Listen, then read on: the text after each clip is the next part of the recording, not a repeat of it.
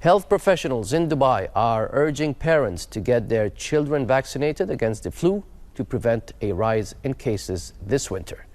The vaccine is free to specific groups, including people of determination, residents of above the age of 65, and those with chronic illnesses.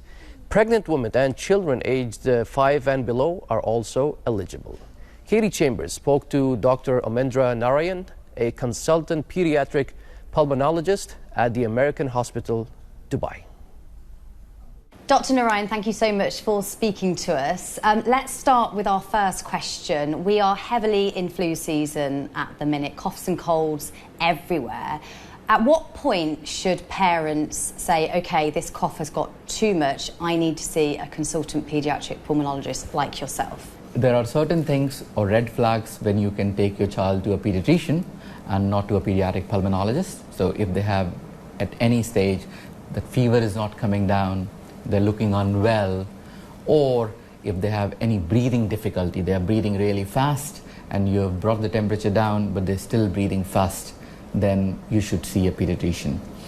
They should be your first port of call, and obviously if a pediatrician is worried, then they do ask a pediatric pulmonologist to get involved.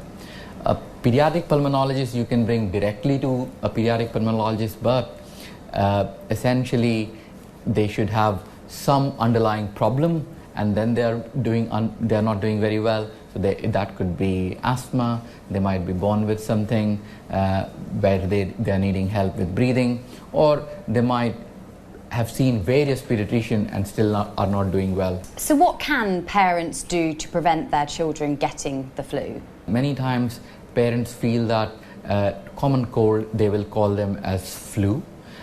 When as a medics, when we call flu, we are calling influenza.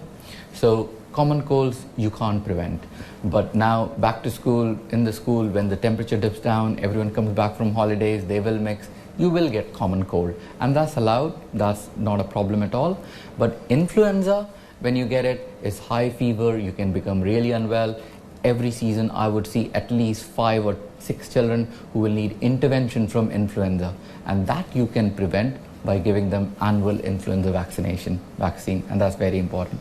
Let's move on now to allergic coughs and asthma. What are the myths surrounding those conditions? Cough, you can have various triggers for the cough.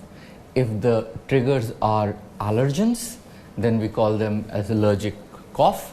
But many of these allergic cough, the underlying problem or underlying cause is asthma, where you get swelling or inflammation of your breathing tubes, and you have a tendency that you have a cough which is taking a long time to go away. Sometimes you might have breathing difficulties, and many times you will have the whistly sound, which medically we call as wheezing. And what are the common myths surrounding allergic coughs and asthma that you hear from parents? Majority of times people are using short-term management, and you get given lots of nebulized medications, and many people are not aware that some of these medicines are actually steroids, and short-term management leads to higher dose of these medications. Long-term management is preventative. We use very small dose of steroids, which keeps you healthy, keeps your airway as normal as possible without giving any side effects. The other myth being that you can get addicted to inhalers, which is completely wrong. No one gets addicted to these medications, so they prefer to use nebulizations. Now, using nebulization in children is hard.